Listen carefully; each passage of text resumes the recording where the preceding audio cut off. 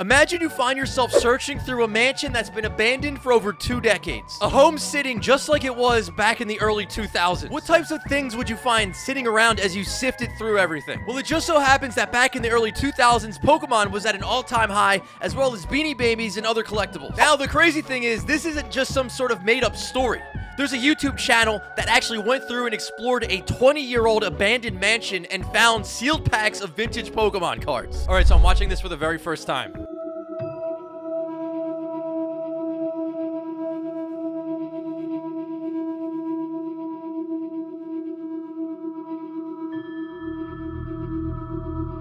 Alright, so to start off, the place looks like it's completely trashed. Like, there's stuff everywhere. There's boxes everywhere.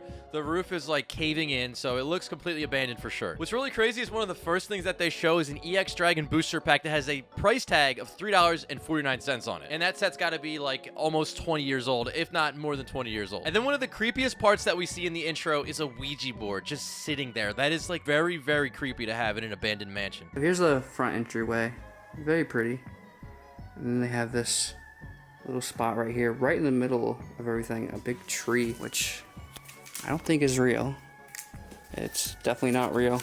Yeah, you can definitely tell this place was abandoned. It's kind of sad because it looks like it was during the holidays. You could see like little ornaments and stuff sitting around. There's also like some older technology in there that definitely looks like it's at least 2 decades old. I bet these are worth millions of dollars. I remember when Beanie Babies were all the craze. They thought they were worth so much money. But everybody lost their investments on these things. So one of the first things that we see in here are Beanie Babies, and you could definitely tell us from the early 2000s because everybody collected Beanie Babies. I had Beanie Babies. I think some people watching this probably had Beanie Babies. Everybody had Beanie Babies. Everybody was investing in Beanie Babies because they thought they were going to be like this huge like payout like 10 or 20 years later.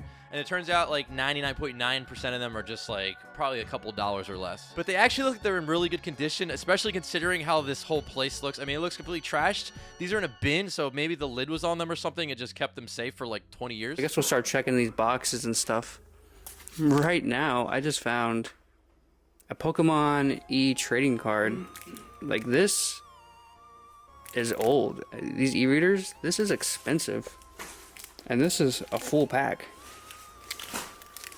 Man, there's also a Garbage Pail Kids pack in here. Wow. This is so cool. It's unopened too. Wow, so literally the first box that they go through has an EX Dragon booster pack in there. That thing definitely looks like it's still sealed for sure. Then there's just also like random things like cassettes in there and like all these little things that definitely remind me of like the early 2000s, late 90s. Then they also find another pack, which isn't Pokemon, but it's Garbage Pail Kids, which is like a play on Cabbage Patch Kids back in the day. Those were like pretty popular. I didn't just find more cards. This is 2000 Bowman's with my favorite team on the front. Oh, it's crazy. More basketball cards. You got racing cards. And just more and more packs on there. And the cool thing is I see a Netflix thing. And if you guys remember that, when you actually would put the Netflix DVD or game like into the actual thing and mail it back to them, like it's definitely older. Crazy amount of cards over here again. We got a Pokemon card. We got a Mew.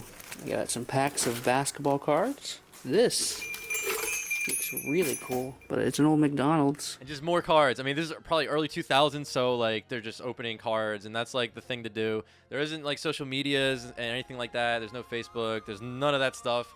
So it's definitely a different time. Now we're heading over to the other side of the living room area because I couldn't walk that way. Looks like we got more cards on the ground though. Gotta check them out. Ooh. These are old Yu-Gi-Oh cards. It's neat. There's a bunch of Yu-Gi-Oh packs down there. I don't know if they were opened or even if they weren't open, they're probably completely water damaged and destroyed at this point, but it's really interesting to see those. Dangerous. All right here.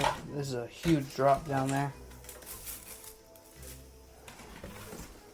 Okay, now it's getting really dangerous. The whole floor is caved in. Like one wrong move and you just fall right through the floor. Then it looks like they're entering into somebody's bedroom, and this is just the same thing. It's just completely just stuff everywhere. These are all Beanie Baby cards.